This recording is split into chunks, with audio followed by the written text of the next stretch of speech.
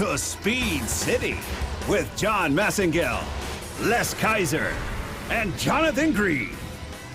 It's the fastest hour on the radio, Speed City.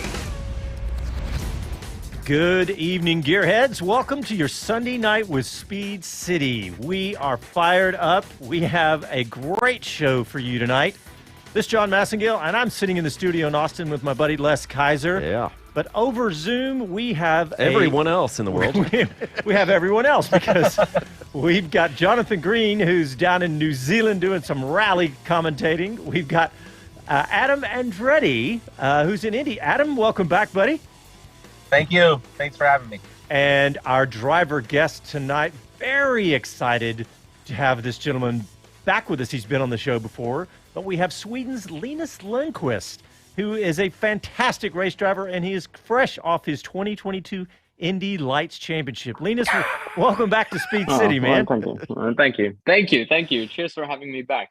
Well, if you don't know Linus, he's a quadruple single-seater champion, clinching this year's Indy Lights, of course, and the 2020 Formula Regionals here in the United States, the F3, and then the 2018 British Formula 3 Championship and the 2016 Formula Nordic STCC crown. So quite the resume, Linus, and we're really, really excited for you. And we got a lot of topics to talk with him about. Yeah, and I know Jonathan Green is your buddy, so I want to let Jonathan say hi.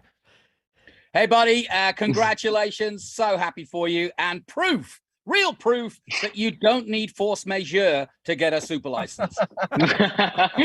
Yeah, cheers, mate. I appreciate that. Yeah, we took a little bit of a different route, but yeah, we kind of made it.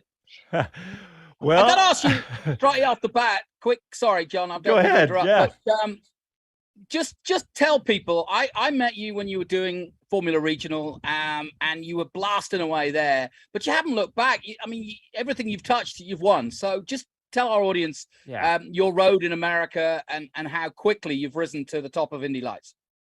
Yeah, very quickly, I would say. And I don't think I really realized what we've done in the first year or two, because obviously I was new to the US and I came here in 2020 in the middle of a pandemic. Maybe got some different first impressions of the US than what you usually get. But yeah, we started off by winning the championship, my first championship in the US, and then moved up to Indy Lights last year. Was competitive, but didn't really manage to clinch the title, finishing third. And then coming back this year, we had a bit of pressure on our shoulders because we were the highest returning driver, being the second year driver, etc. And we were able to live up to it and had a pretty good year. Well, that is fantastic. And like Jonathan said, you've won everything you've put your mind to. So that is great. But let's talk a little bit about this year, because you are, how does it feel to say that, though? The Indy Lights champion, man, that's just got to be incredible. Yeah, it is incredible. And I don't really think that it's sunk in yet completely, because, you know, my cheeks still hurt from all the smiling that I've done now over the last 2 weeks or so. But it's been an incredible journey, and everything's happened so fast, especially this year. I mean, I was even close not being on the grid this year. I didn't have a deal done until like mid of January, so like a week or a month before the first race. So just stringing a season together was a bit of a miracle, and then to have the season that we've had was an even bigger miracle. So yeah, just happy and proud of the work that we did, and it was very emotional the last weekend at Laguna, because we had a big gap going into Laguna, and I knew that to win the title, I just had to start the race. So I kind of thought that I worked through all the emotions. Clearly, I did not, because as soon as I saw that checkered flag, there was like just tears in my eyes. And then I saw the whole team. I saw my family. It was, it was more than just a championship. It was like the 15, 16-year journey that took us to this moment that sort of came rushing through. So yeah, I've been just trying to sink it all in. Had a good couple of days in California with my family before heading back to Indianapolis. So nice. Yeah, it was special. That was. Well, so tell us some of the stats from the season. How many races did you win this year, and all those kinds of stats that we all want to know about? So the stats, as far as I'm aware, we had 5 wins. We had 7 pole positions. We had 9 podiums. led the most amount of laps, most pole positions, most wins. Topping pretty much all that you can top, which was good. And we topped the most important thing, which were the points. I was not sad, but it would have been nice to have like 100 points to second. Now it was like 93, whatever it was. But it was still good enough for us. Racers are never satisfied. No, that's it. That's it. Well, I know that we're going to talk about the super license discussion here in the next segment, and you get to stay with us through that segment. We're going to jump to all that, but Linus, I mean, this Indy Lights path that you chose, I mean, you could have chosen other paths, right? I mean, you were on, you weren't in the USF ladder. First of all, you were in the US F4 or F3, the FR Americas. And were you thinking that you would go the Formula One path, maybe go to Europe rather than go the Indy path? I mean, that was the plan from the very beginning. Obviously, growing up in Europe and racing in Europe and in karting, that was kind of the target that we had. And I did British F4, British F3, and then the Euro F3, Euro Formula Championship. And we did well. I mean, we won the British F3 Championship and had a pretty good season in Euro Formula. But we just didn't have the funding and the budget to go to any further than that. And then I was looking at every kind of option that I had. And then obviously I heard about the scholarships that you guys have over here in the US, which was very interesting to me. So on a last minute deal, I was able to do the FR Championship, and I didn't have a budget to do the full year. I was able to do half of it.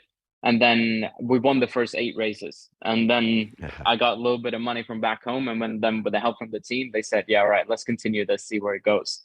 And then we won the championship. I got the scholarship to do Indy Lights last year. And then with the results that we had last year, I was able to string together a season this year as well. So yeah, it's I say that now, that never ever in my career have I had a deal done before Christmas.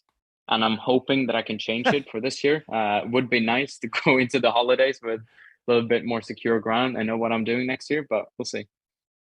Linus, just explain to our audience, because obviously the route to Formula One, and you are now qualified, is somewhat complicated to people, and they don't necessarily understand. But the point is, America, and when I look down the list of Indy Lights drivers, you know, the top 3, well, Brabham is an American, but he's an Australian, really. Hunter McElrea is a New Zealander, and you're from Sweden. I mean, the opportunity to win, just talk about what Honda have given you as a European driver that you couldn't get having won the prestigious F3 championship in Britain. Yeah, I mean, it's the way that the American racing scene does racing, or the junior series, I would say. That's the biggest difference, because from anything that I won back home in Scandinavia or the UK, you won the title, but you never got anything for it more than obviously the glory and the prestigious from it. But over here in the US, you have the road to Indy, and then you had the F-Bar. And that's when Honda announced that they supported that series and got their scholarship, which was very interesting to me, because obviously Honda and HPD is a brand that you wouldn't mind having a connection with. And that they were able to put money towards a year in Indy Lights. And without that support from Honda, I wouldn't be where I am today. So that was, 98% of the reason why we chose to go here to the US, because we thought that, hey, if I can win this championship, then we might have a chance going forward. Hey, Adam Andretti, when's the first time you remember seeing Linus Lindquist's name in racing? It was right then in the F4 series over here. So absolutely. And I mean, he springs right to the top, and obviously one of the premier talents. And I think my Uncle Mario has always said it best when talked about American and Formula One, and why we see so much international talent in IndyCars, because America is just unique in the open wheel racing scene, and that IndyCar is such a viable series. You have the biggest race in the world, arguably, with the Indianapolis 500, which is a target really for everybody as in the world, as we've seen obviously the interest from Formula One drivers with Fernando Alonso here lately, and NASCAR drivers alike. And So that's like still the biggest race in the world to win, and that's part of the IndyCar series. That is the crown jewel of the IndyCar series. So it attracts amazing international talent like we have in Linus. So yeah, I mean, we all saw him burst onto the scene. You know, everyone nobody discounts the talent, but that's where we need the barrier broken in the sport. We need corporate America. We need corporate world to understand talent more than just the presentation. We can train somebody how to present themselves and to be better. And Linus does an amazing job of doing that for himself. So it's important to get that, you know, and to showcase that. So and he does an awesome job. So I think his future's certainly bright in the sport. We're going to see a lot more of him, and we're all super excited about it. So congratulations to the championship in Indy Lights. It's no joke. You beat 2 Andretti Autosport cars, and those are a couple of Goliaths there. I know that to the win that deal, and you did it in absolute dominant fashion. Something to certainly be proud of. And you know, from what I understand, those cars are so difficult to drive anymore, and it's really matched what the big cars are like. So when that jump happens for you, we're expecting exactly what you're expecting out of yourself, young man. Thank you. I appreciate that. Thank you, man. Yeah. There's a comment on YouTube that I wanted to read. It's from Wesman. He says, I first saw Linus race in British F4, was convinced he was headed to Formula One. I think his career is a prime example of how even an extremely talented driver is ignored if his wallet isn't big enough. I think that's something that we can all agree with. And so Linus, you talked about wanting to have something set before Christmas. What do you think? What are the possibilities? I mean, have you got any nibbles there? I got breaking news to tell you here right now, live. Awesome. No. Oh, you know how to tease a broadcast. European humor. Yeah, no. I think you had us all right here. Yeah, we're all like. Yeah, no. Sadly, I don't have anything to tell you. I wish I could, though. I wish I had something, but right now I don't know.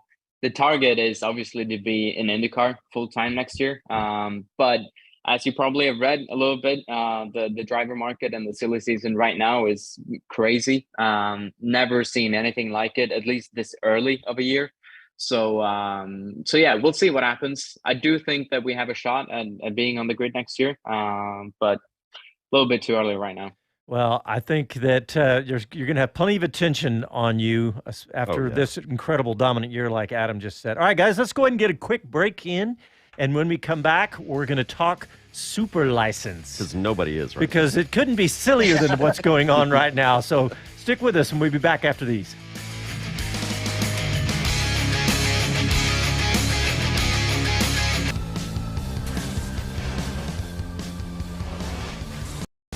Hi, this is Arun Chandok, and you're listening to Speed City. Welcome back to the fastest hour in radio, Speed City. All right, welcome back. We've got Linus Lindquist and Adam Andretti joining us this evening. Jonathan, you had something else for Linus you wanted to ask? Yeah, I mean, we're just about to talk super licenses, and I kind of want to talk about the irony of the fact that Linus is now qualified for Formula One, which was his dream growing up as a kid. And yet we're going to discuss Colton Herta, who is trying by force majeure and rightly or wrongly is not able to go to Formula One. I just wonder, you know, how wrong this all is. And I don't disagree with Linus. Indy has to be the next step for him. And I mean, God, with him and Ericsson, I mean, they'll never buy a drink again in Sweden. But you know, but do you see the irony, Linus? And would you, if the opportunity arose, let's say Andretti Autosport did get their go, would you be knocking on Michael's door for a possibility? Oh, 100%. I mean, I don't think, or I know that I'm not at the top of anybody's list and to do Formula One at the moment. But if sometime in the future it would open up a possibility, then hell yeah, it would be a great thing.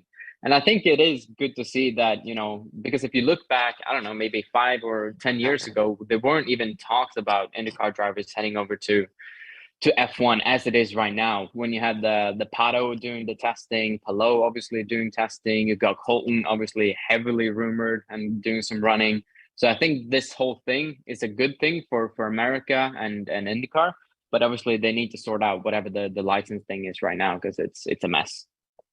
I think the one thing that everyone will agree on is that, at least everyone on this call, is that IndyCar is underrepresented in the super license point system, because it doesn't make sense at all to me. I mean, the way that they've structured it, with IndyCar getting less points than, I'm looking at it right now. So if you finish third in IndyCar, you get half the points of Formula 2. So that doesn't make sense at all to me. I mean, to me, if you had both of those on equal footing, that would make sense. And there's been some really good discussions, and there's been some amazing quotes. I want to start with Graham Rahal's tweet, because he's not very opinionated. He had the most vociferous, I would say. That was a beautiful tweet. It was. He was quoting Dave Moody, and Dave Moody said, F1 made it clear for many years they have no interest in U.S. drivers, just U.S. dollars. And then Graham Rahal says, damn right, F1 is an elitist sport. They don't want us. Remember that. They want U.S. companies' money. They want wealthy individuals' money, but they don't care about the rest. Always has been that way, always will be. So, gentlemen, well, let me start with you, Adam Andretti. You already said what your thought, but follow up on that. Yeah, I mean, I same thing that Lena said. It's a broken system. It's broken really across the board. I think IndyCar does actually a rather good job, right? If I want to drive in the Indianapolis 500, I don't have IndyCar experience. They have a rookie orientation program, which you're going to go through, and then they're going to give you an opportunity to then qualify for the biggest race in the world. And so then you need to be fit for that, right? Obviously. So, but at this top level that we see in Formula One, Colton Herta is, of course, worthy. There's not a driver, I would believe, on the Formula One grid, IndyCar grid, or any grid in any motorsport that would say Colton Herta is not worthy.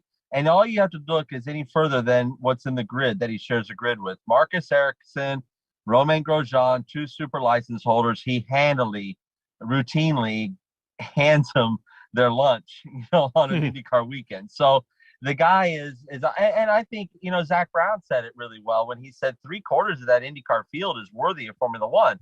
And it goes to your point, John, is exactly that. It's underrated. Formula, FIA looks down on IndyCar, and it's a darn shame. And they do one of the best jobs of attracting talent. We see it through and through. We see it in their farm system. We with Linus and the entire field there, Matty Brabham, another amazing talent, and Stingray Robb. I mean, all these cats coming through. So really, really good stuff coming into IndyCar. So why isn't it held at the respect level? And I mean, NASCAR has the same problem. NASCAR will turn you down and not give you an opportunity. I fell victim of that for the Daytona 500 this year. So there's a lot of, they miss out on a lot of great talent, a lot of great marketing dollars, a lot of great attention, all to stick to their guns on a system that's honestly broken. Mm. Yeah, it does not make sense. I think no one, including Zach Brown, because here's a quote from Zach Brown that was just a couple days. Actually, I think it was yesterday when this is on motorsport.com, but Zach Brown, McLaren CEO, said that the FIA super license need to be reviewed in the wake of Colton's struggles, saying that under the current system, world champions Max Verstappen and Kimi Räikkönen would not have gotten one either. And Jonathan, you and I talked about this earlier today, and you talked all about what they did to get both those guys in. Well, Räikkönen was probably the best example, because this is way before the super licenses, but I remember distinctly the day he took a test after being the Formula Renault champion. He was a phenom, and Linus will know the history too. But, Räikkönen was not qualified, but they wanted him. The team wanted, the team in Formula One wanted him. So they gave him a special test before the British Grand Prix. And Michael Schumacher and all these guys were there to basically see they basically asked the Formula One drivers if they felt safe enough to race with this youngster of 18. And he did the test. They all said yes. And the rest is history. Wow. And that worked out pretty good. He's going to do okay. I mean, look, let's face it. The rules are there for a reason. Yeah. And if IndyCar were weighted differently, we wouldn't even be having this discussion. But speaking of all that, now we're going to go to a quote from Alexander Rossi, because Oops. yeah, everybody's Oops. all these. That's another good one. This is another good one. So here's Alexander Rossi's tweet. He said, I kept my mouth shut long enough. So here goes. I'm sick and tired of this back and forth regarding super license points. The whole premise of it was to keep people from buying their way into Formula One and allowing talent to be the motivating factor. That's great. We all agree Colton has the talent and capability to be in F1. That's also great that he should get that opportunity if it's offered to him, period.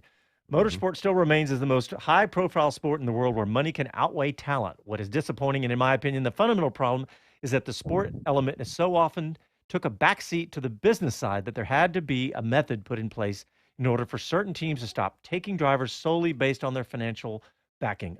Ultimately, these past decisions, whether out of greed or necessity, is what cost Colton the opportunity to make the decision for himself, as if he wanted to, as to with here, whether he wanted to alter career paths and race in Formula One, not points on a license. Linus, what do you think of Alexander Rossi's comments?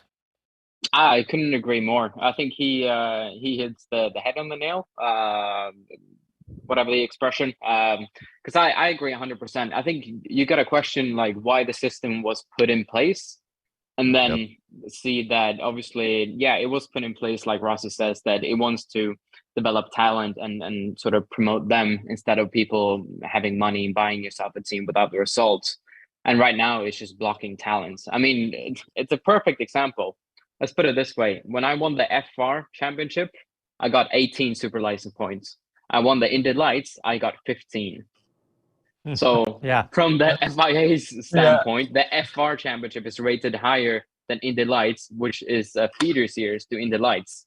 So it just doesn't make sense. And it's not only INDYCAR. I mean, you look at like Super Formula, for example, as well. I mean, it's it's a little bit broken, and I can see why F1 is promoting obviously FIA F3 and F2 because they want drivers coming that way. But that doesn't mean that you should shut out drivers from other series, especially people that really deserve it. People, drivers like Colton or someone like that. One thing. Linus, just to jump in there, the champion of F2 hasn't got a sniff. He's got an offer of a reserve driver. So what's the point? Yeah, great question. And that's, I think I've seen the argument as well. That's kind of one of the arguments of not having, drivers from IndyCar or whatever joining F1, where you don't have an F2 champion with a ride. Like Piastri last year never got a ride. Drugovich this year, it's looking tough for him to find a ride. So, but still, that's not a reason for Colton not to race. Because the question is he good enough to race in F1? The answer is yes. Therefore, he should. If there's something in the way of that, there's a broken system, in my opinion. And just the fact that I'm sitting here with more super license points than he does tells you that, hey, something's a little bit wrong. Yeah, good point. Hey, what about the W Series? I know Jamie Chadwick's going to test in Sebring, I think, on Wednesday. Right. And For Andretti, yeah. And I'm thinking about the points.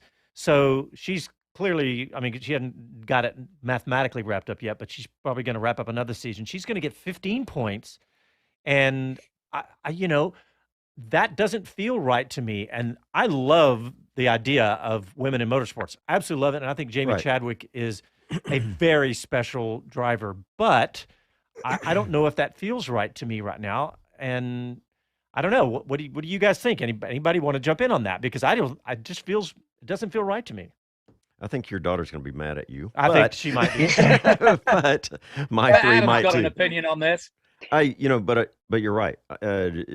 It's not about the gender. It's when these categories, like Linus said, you got to have some equal pairing in the value of every one of the racing series, and it's still broke. Yeah. What about you, Adam? I mean, if there's enough of an interest in a driver has enough interest. It could go right back to where we were at with Kimi Räikkönen, the example Jonathan Green made, and you buy that test and you bring the drivers out, the peers, the ones that have to share the racetrack with you, that are putting the risk out there with you, and let the peers decide. I mean, that is so much of what IndyCar does with the rookie orientation test. It is put on by, these are ex-IndyCar, Johnny Rutherford, Rick Mears. These are the guys that are there, and your peers are there, and they sign off on this, and I just don't see what's so difficult about that. Yeah, 100%. I get the grand scheme of it from a 30,000 foot view to control.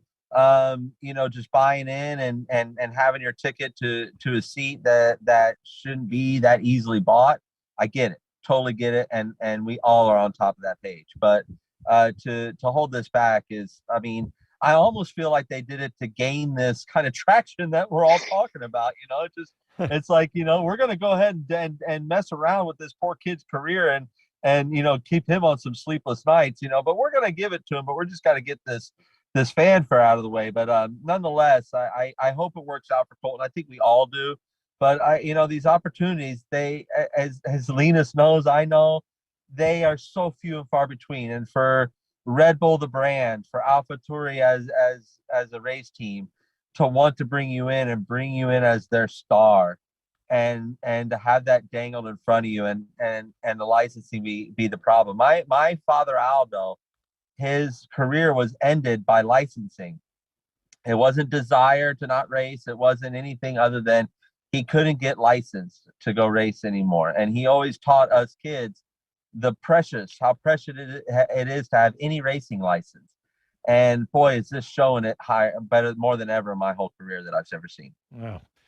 Well, look, guys, Linus told us he had about a half hour, and we are already past that. So, Man, Linus fastest Lindquist, half hour we've had. I know. Linus Lindquist, we are so excited to have had you on the show, and we are watching your career very closely. And I don't think, long term, I don't think you've got a bit of problem with no worries about your motorsport career. So, good luck with all that, and come back next time and announce that live so you can make up for you owe us now. teasing. That's right. You owe us now. You teased us. We want to see you before Christmas, coming live to announce. Yeah, I would like that. I would like that a lot. All right, guys. Yeah, Linus, thank you guys for having me. thanks for coming on. We'll Congrats be back and after this Great break. job, Linus. Yeah, thanks, boys. See ya. Cheers.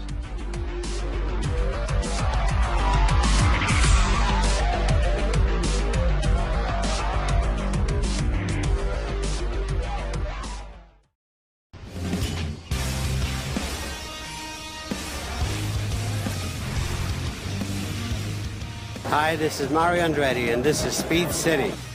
Welcome back to the fastest hour in radio, Speed City. Your Uncle Mario bringing us back, Adam. That's great. I love that voice. Hey, Les Kaiser, He's got a future. He's got a license, that guy. that guy's got a super license. He's still driving. That's right. They call his license. They don't call his license a super license. His is the extraterrestrial license. There you go.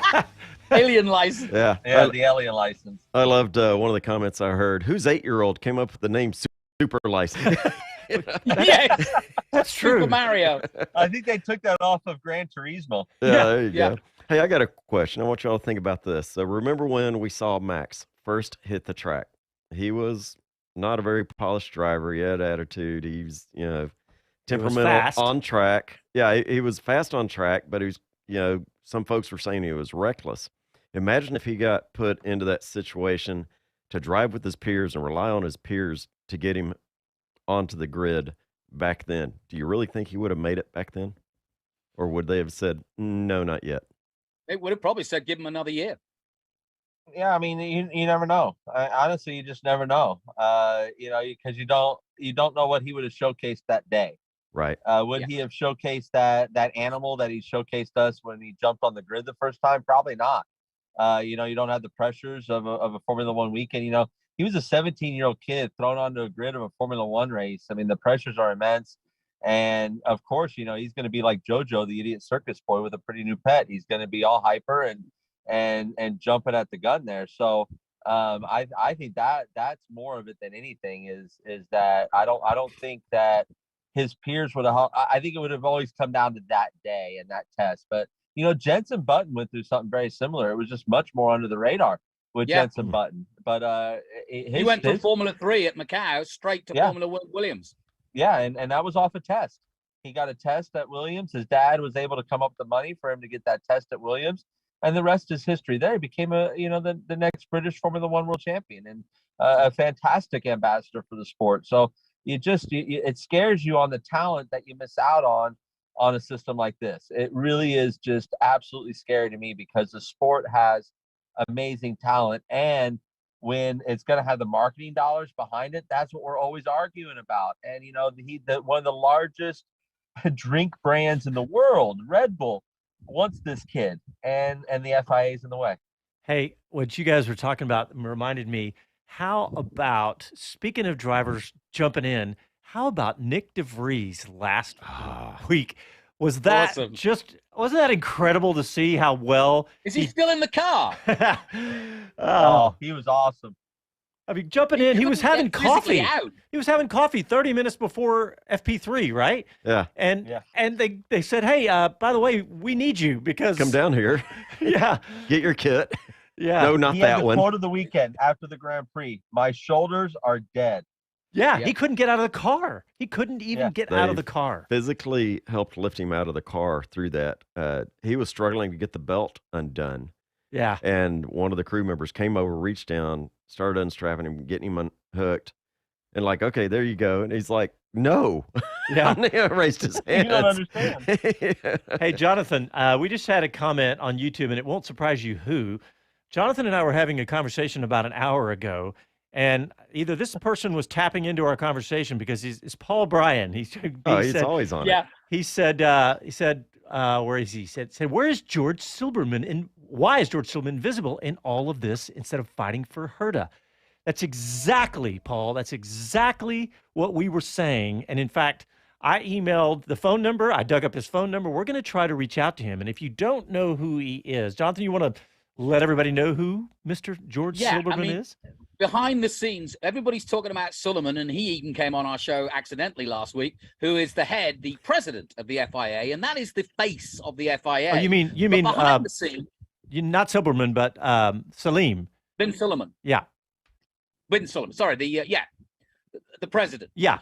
But behind him are two Americans. One, a lady who's just become CEO. Her name is Robson or Robin. Yep. And she has just become the first CEO of the entire FIA.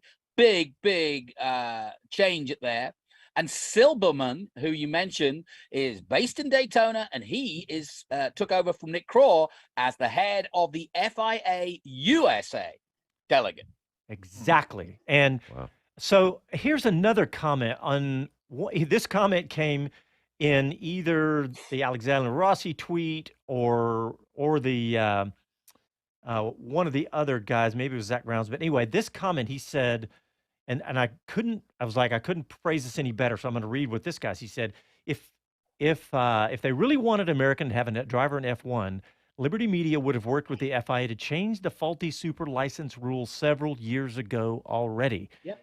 And this is a guy called the Cycling Investor. I'll give him credit on Twitter because that's spot on, guys. Yeah. Why?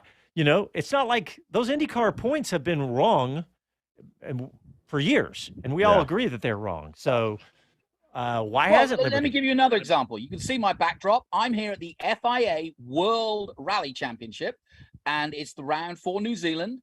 It's the first time in 12 years that they've had a rally, and no surprise that Hayden Patten, their top driver from New Zealand, will be in the World Rally. He's not currently he was in the World Rally before, but he's going to be in the secondary class, but could have a real good chance of going well in the overall rally. But that just makes sense by the FIA to make sure that, if there were a problem, he's got a legitimate entry. But my point is, you're absolutely right. There's 3 Grand Prix in the USA next year.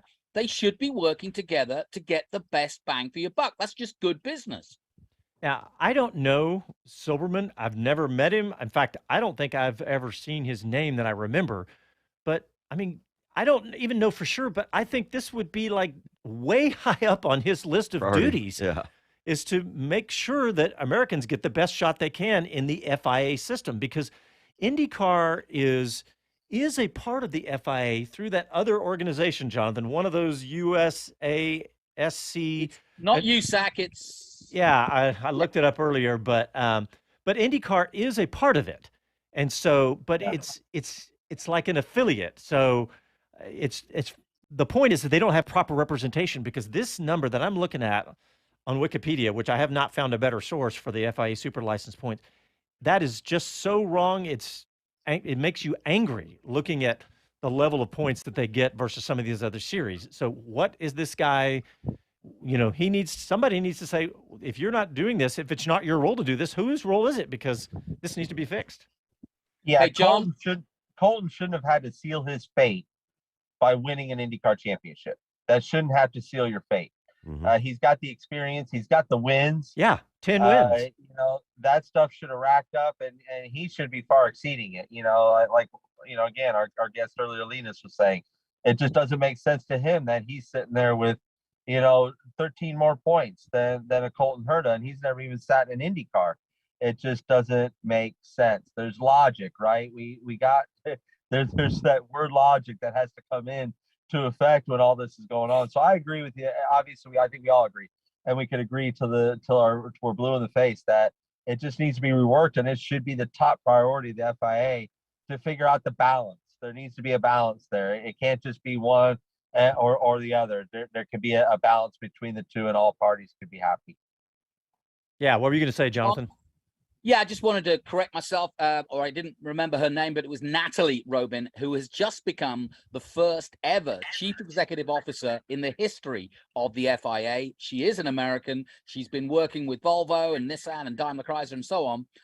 But it's both a really good idea because it was way too kind of dictator-like for having just a president. Now with the CEO, Bin Suleiman, can have now somebody to bounce off from a different part of the world. She's also a female. I like that.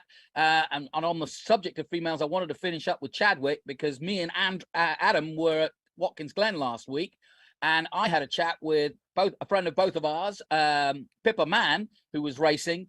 And albeit that we can debate about women's motorsport, she said it all when I said, how do you think of what do you think of Chadwick's opportunities at Andretti as an Indy Lights? And instead of answering the question, she said, I think the whole thing is an absolute outrage and a mess. Why are we spending millions of dollars on the W Series when that money could be put into Indy Lights drives, F3 drives, and women rather than $1 million championship that actually makes it, kind of like they can't race with the men kind of thing. And so that's Pippa's multiple 500 entry.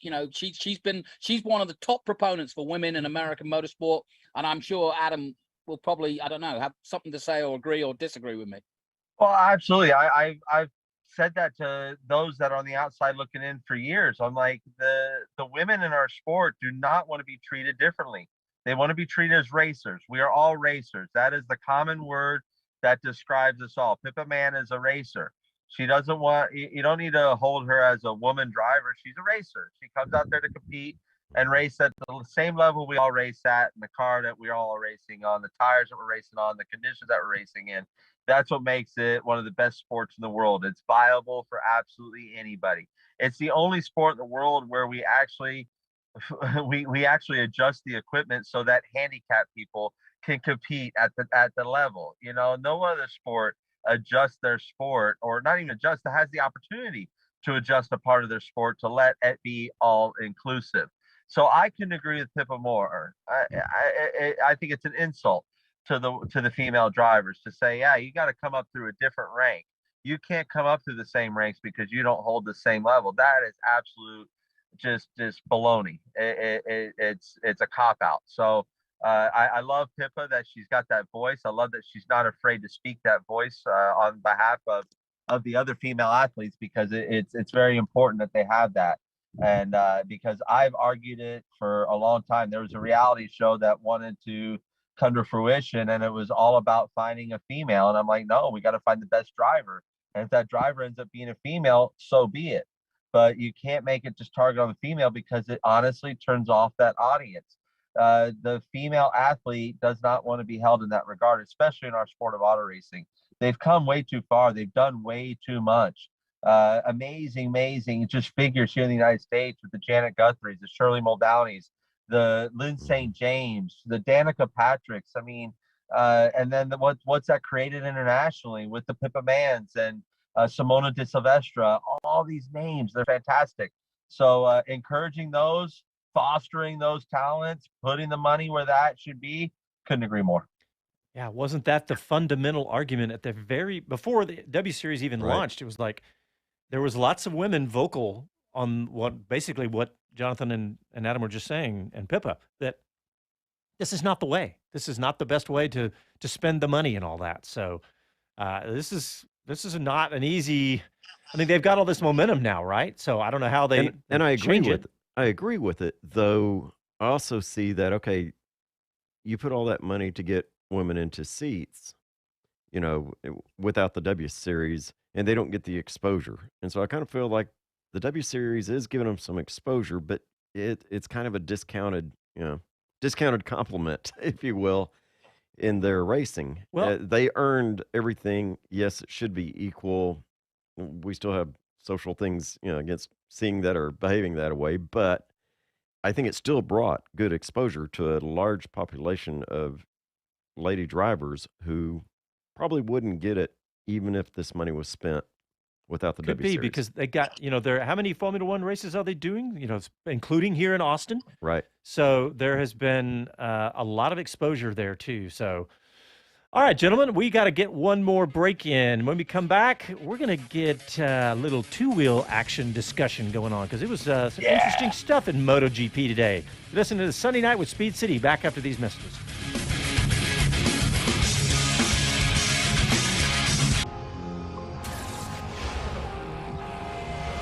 Hi, this is Max Verstappen, and you're listening to Speed City. Welcome back to the fastest hour in radio, Speed City. See, even Max Verstappen listens to Speed City. All the cool kids. All of the cool kids. The fast cool kids. Fast cool kids. Hey, we got a funny comment on YouTube. Ray says he's heading to Texas this week for the NASCAR race. He's going to show his support for the Buc-ee's F1 team. Boy. Gotta love it. Andy P just popped in. He says, awesome discussion on the whole system. It's going to take pressure from other drivers to affect any real change. Interesting, just like Adam Andretti. Unfortunate that all involved want to be short-sighted here. Discussions like this help. I hope so, Andy. I hope somebody's listening. And we are going to try to get Mr. George Silberman on either this show or our Formula One shows. Let's see. Oh, I wanted to talk, before we go to MotoGP, I have to talk a little bit about the Andretti Formula One effort that we've all been hoping for months now. And I don't know about all of you guys, but as soon as I heard that the deal had fallen apart with Porsche and Red Bull, I swear, before I finished reading the sentence, my first thought was, Andretti Porsche F1 team, the marriage made in heaven. Wouldn't that be awesome? I mean, I know the Andretti Global team there's already been some strong rumors about the Renault power unit, but man, that would be awesome. And Jonathan, I want you to tell me what you think of that, and also refresh us on your theory about the possible Andretti F1. And of course, Adam's being appropriately quiet because there's only so much he can say, I'm sure. Well, I'll tell you one thing Adam can say, and he'll back this up. He'll tell you about Michael's business acumen, after this, because that's what I think's been missed in all of this, frankly. And Adam, I'm sure, can talk to that. But my theory was this. Helmut Marko wanted Herta. Herta belongs to Andretti Autosport at the moment, and he is a hot property. We all know this to be so. So, solve the problem. Red Bull are good at solving problems. They have a second team. It's called AlphaTauri. Well, yes, it's a Red Bull team, but why wouldn't it be an Andretti team? And why, given that the deal fell through with Porsche, and that both the two companies I'm talking about use a Honda engine, i.e. Michael uses Honda and AlphaTauri uses Honda, even though they're not necessarily labeled or factory entries that way, but they are the best engine in Formula One. Michael has announced he has a deal with Renault, but we all know deals can be squashed.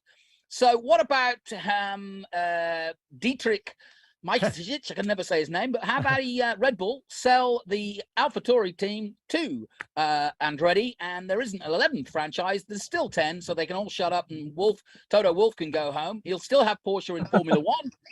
Because they'll stick around because the deal didn't work as a 50-50. So basically, Adam, well, not Adam, Michael Andretti, Andretti Autosport, Mario at the Monza Grand Prix, AlphaTauri, Andretti Autosport with Honda engines for 3 years, and in 2026, Porsche. I think I absolutely love that idea. What do you think, Adam? I don't think anyone would dispute it. You know, the logic of that and the brilliance of Jonathan Green when it comes to that discussion. Oh, dang. So, but yeah, it's you know, there's so many moving parts, but that would be magic. I think it would be a beautiful marriage, But Adam, talk about Michael for a second. Michael's you know, I was just getting ready to that, Jonathan. Yeah, and I mean, it's 100% true. That's where I would say Michael gets underrated by most. Is his business acumen is very strong. It's on the highest level, and he's been. This wasn't a like spur of the moment thing that he just wanted to become an owner when his career was over. As he was racing and throughout his entire racing career, and this was my brother John. I had no idea. My brother John was the one that enlightened me to this, but because they grew up together, and these were goals. This was a goal of Michael's for like a childhood goal, was to get to the point that he could own a race team and grow a race team and grow it to an international level like he's doing with Andretti Global. I mean, the shop that they announced here in Fishers, Indiana, it's a $200 million facility. It's a beautiful, amazing facility. Backs up to an airport. I don't know too many Formula One teams in Europe that back up to an airport and have that kind of convenience. So, you know, he's definitely thought out every aspect of it. He's got a great group of minds behind him as well, as I believe that's what the smartest people do. So I certainly hope that something works out, and I'm sure it will, because it's a ton of effort going into it, and a ton of brilliant minds, as you said, Jonathan. Hey, Adam, I had not heard that about Michael. That you know, the business side of motorsports has been his dream as a kid. That's cool, but also I hadn't heard any details about the headquarters. So it's backed up to an airport, which that is really cool. But you say it's What would happen if you and I had a place backing up the airport? There'd be some midnight runs. I know what's happening. There's that too. I've spent some time on an airstrip. I know. Before. Yeah. Well, can we admit it? How long has it been? Yeah. But any other details that are public about the Andretti headquarters? You know, those are pretty much it. You can, you know, any kind of quick internet search will get you pretty much everything I told you there too. But it'll be a beautiful facility. It's not far off looking of McLaren's headquarters in England, as far as the half moon kind of thing with the waterfront type deal in front. But it will be a beautiful facility. I believe there's much more than just race teams inside. I believe there will be an Andretti museum. And Newman Haas just put up an auction on almost all of their race cars from their history. So there's going to be a ton of I think there's going to be a lot of stuff there, and it's going to be pretty exciting. I know everyone in the family, we're so excited and so proud of Michael and what he's doing with the brand and the power of the brand. You know, guys, we are almost out of time, and we got to talk MotoGP, because we got the first lap. We got Adam Andretti. We got one of the world's foremost experts of MotoGP, actually. Hey, Adam, I'll start with, it was not a great day for Marc Marquez, huh? No, that was a bummer. Not his fault. Not his fault. He got a little bit of tail happy there. Great corner speed. When poor Fabio, happy he's okay. Fabio suffered a second crash. I don't know if you guys knew that, but on the motor scooter ride back to the paddock, the marshal hit another scooter head on. So he was lucky to have his crash helmet on still. So everyone's okay. He said the marshal was a little shook up. But the second crash was faster, as fast as he said, as the first crash. So imagine how fast the marshal was going on the scooter. But glad everyone's okay. Taka Nakagami, that was just such a bummer deal for him. But oh my gosh, when a rider is on the ground in front of a field of riders at the start, all of our hearts jump out of our chests, because you're hoping for the best and not to see what can obviously happen. So everyone's able to avoid him, but what a race. I mean, the Ducatis sealed their constructor championship for the third year in a row. Enea Bastianini, boy, Pecco Bagnaia better get that championship this year, because when he's on one of the red bikes, he has got a formidable competitor. Yeah. And we've got a wide open championship now. 17 with, points. 2 races to go. Yeah. Yeah. It's going to be a heck of a ride all the way up to the end. They go to Motegi by Friday. Hopefully the Typhoons won't play a role in their weekend. I know that the Typhoons are threatening in the area, so hopefully they can get the race done over the weekend, because it'd be great to get back to Japan. It'd be great to see Suzuki have one last home Grand Prix before they pull the curtain shut on their MotoGP program. And why have they done that, Adam? In money, right? This is a sport that's driven by finances, and I think the financial climate, Suzuki is a very, very small brand to begin with, so I think the financial climate has kind of forced Suzuki hand, unfortunately. Hey, Adam, we got about 30 seconds. Tell us where the American riders, there's some movement there. Cameron Beaubier going to come back to the U.S. We're going to get to watch Cameron kick some butt again here in Moto America. He'll be back in Moto America. Haven't been announced what bike he'll be on, but I'm going to guess it'll be a Yamaha. And we're also going to see Joe Roberts float around again. Italtrans wanted to have him for another year. He has not announced where he's landed. A lot of rumors, a lot of speculation. It will be with another top Moto2 team. Joe Roberts, I believe he is our American future over there. He's such a fantastic talent. We love him as a young man, and we wish him the absolute best always. All right, everybody. Thanks, Adam. Thank you for coming on the show. Thank you. Fantastic to have you.